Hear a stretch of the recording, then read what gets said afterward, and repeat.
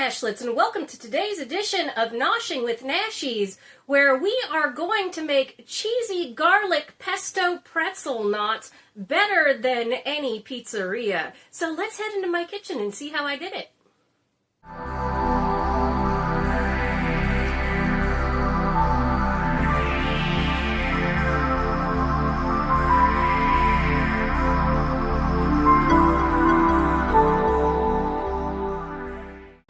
Alright, Nashlets, so let's see what we need for these cheesy pesto garlic butter pretzel knots. The amounts will be in the description and will also be shouted out as you follow along with my video.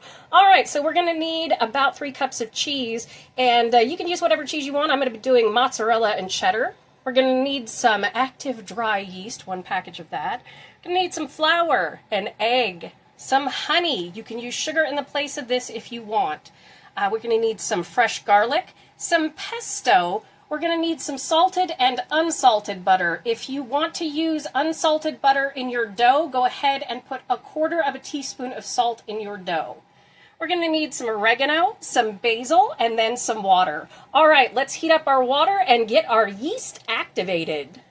All right, what I've got in my cup here is 1 3/4 cups of water that has been heated between 105 and 115 degrees. That's perfect for yeast. I just use clean hands, stick my finger in there. If it feels like kind of slightly warm above body temperature bath water, then it's perfect. So we're going to come in with 1.5 to 2 teaspoons, or tablespoons, excuse me, of honey.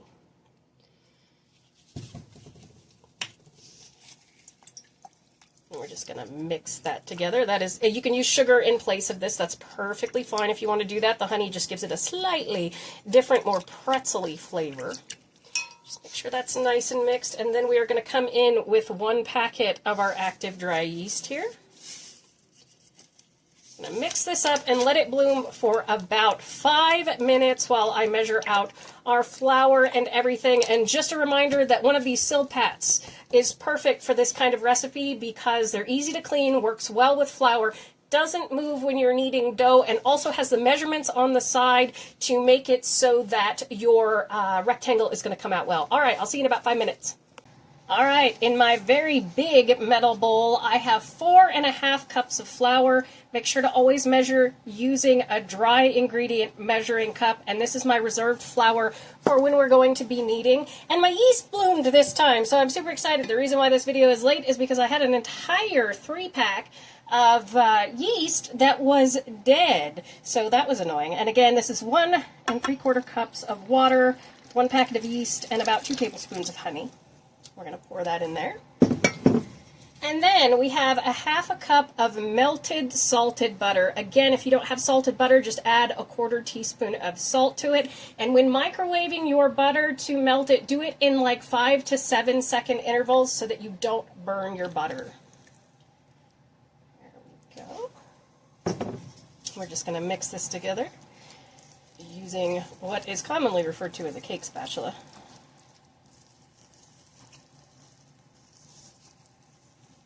And you just want to make sure to get all the dries wet.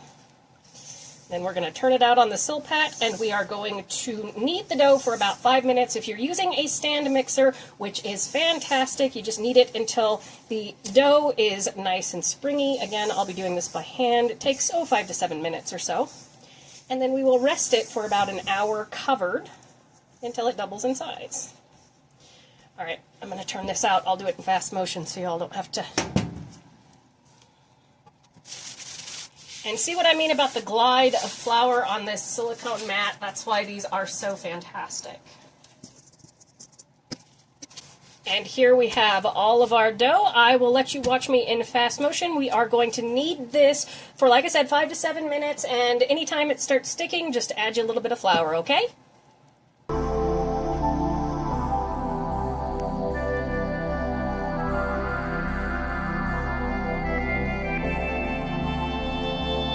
That only took about 4 minutes because this dough is so beautifully pliable as it is. And if you were watching the slow motion, you can see I didn't have to add much flour to it all. That's why I love these Silpats, is because it doesn't get really sticky, and you could see my gloves didn't really get a lot of stick from the dough. So all we're going to do is take our dough ball now. Got a bowl with some oil in the bottom of it.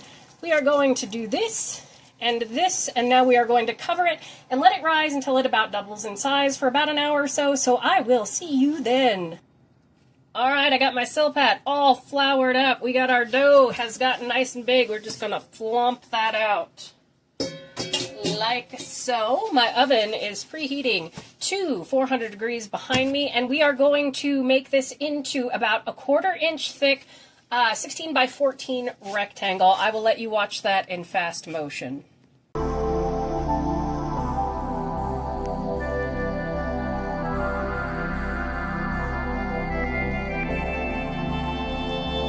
If this doesn't come out to a perfect rectangle, don't worry about it. It's perfectly fine, but do try and get it to that 16 by 14. That's why I like the Silpat, is because it has the measurements on it. This dough, which is kind of a pretzel dough, would also work as a fast and easy pizza dough if you wanted to do that. Just you would make the dough as it is, pull it out like this, put it on a sheet pan, deck it out with all of your pizza toppings, and go about baking a pizza in a 400-degree oven for, 15-20 minutes, something like that. All right, we've got about a 1/2 cup of pesto here that we are going to spread all over our countertop, apparently. So it'll be anywhere from 1/3 cup to 1/2 cup of pesto. It's up to you how much you want to put on there.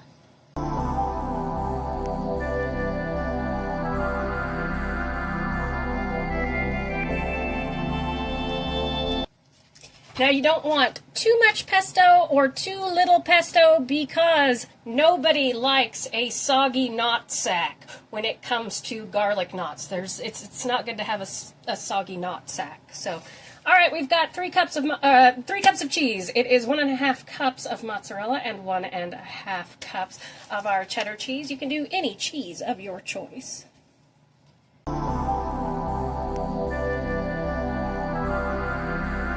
And you can absolutely use bagged cheese, pre-shredded cheese, if you want to in this. Again, I'm using a pre-made pesto. That's perfectly fine.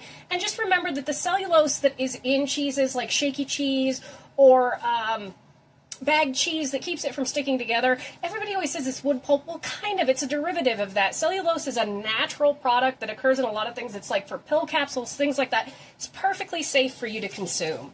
All right, we're going to take this dough, and we are going to fold it in half.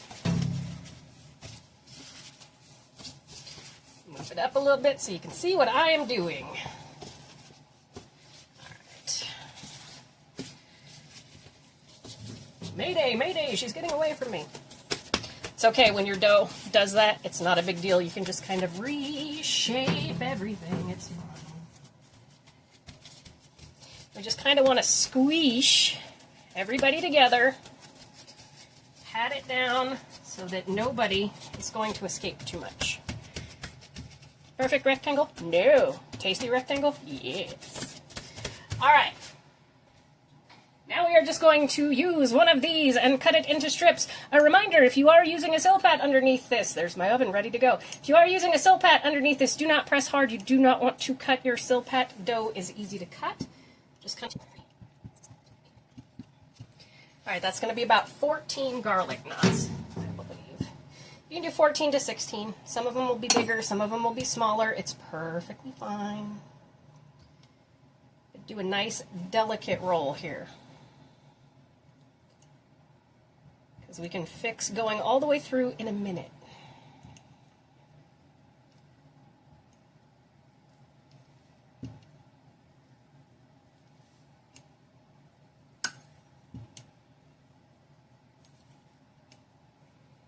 Apparently I pull to the left. That's all right.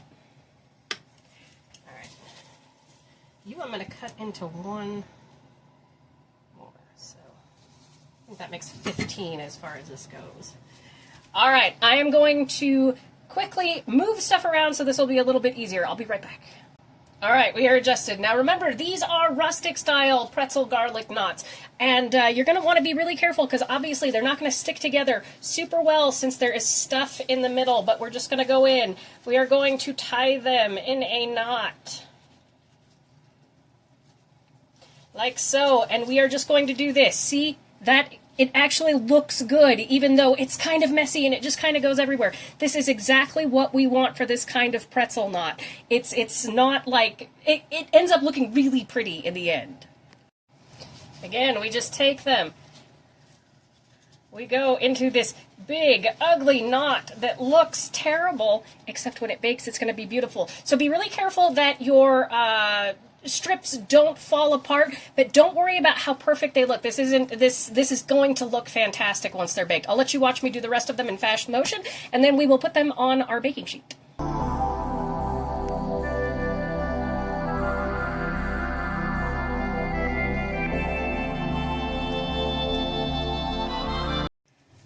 All right, I've transferred everybody to the baking sheet. Our beautiful, ugly pretzel knots here. I have 1 beaten egg, and if you want to, along with the egg wash that I'm going to put on the top of these, if you wish to put like some coarse sea salt or some sesame seeds, maybe some everything but the bagel, you know, seasoning, that kind of thing on top, some herbs, whatever you want, that's great. I'm not going to do that. I'm going to reserve my herbage for my garlic butter that will go on the top when they come out of the oven. And that is going to be 6 tablespoons of butter. We're going to do about 2 to 3 cloves of chopped garlic, about a teaspoon to 2 of oregano, and a teaspoon or 2 of basil. I'll just put some egg on the pan there, that's fine. But like I said, you can just have fun with these. And if you don't have a big baking sheet like I do, which accommodates all of these, 1, 2, 3, 4, 5, 6, 7, 8, 9, 10, 11, 12, 13, 14, we got 15 of them out of this. If you don't have a big baking sheet, just do it in 2 batches, it's fine. But we just want to coat everybody, and 1 egg took care of everyone, so that's perfect. And it doesn't matter how ugly these are because they bake up beautifully. All right. So into a 400-degree oven from between 15 to 20 minutes, depending on your oven, depending on your altitude. Just check them when they're nice and golden brown on top and make sure they're not gooey in the middle. All right, I will see you guys in 15 to 20 minutes. Look at these beauties fresh out of the oven. Took me 20 minutes because these are big ones. I have in here 6 tablespoons of butter, 3 cloves of garlic minced really fine, 1 teaspoon of oregano, 1 teaspoon of basil, all melted together, and we are just going to top off our beautiful garlic knots, pretzel garlic knots. These are cheesy pesto, cheesy pesto garlic butter pretzel knots. Oh, these smell amazing, and you can see that golden brown to them. Oh my goodness.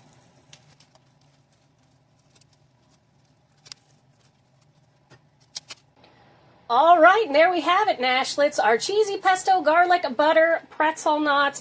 Beautiful, coated in that herbed garlic butter. They are amazing. They beat out most pizza places. Not all of them. Obviously, there are some great ones out there.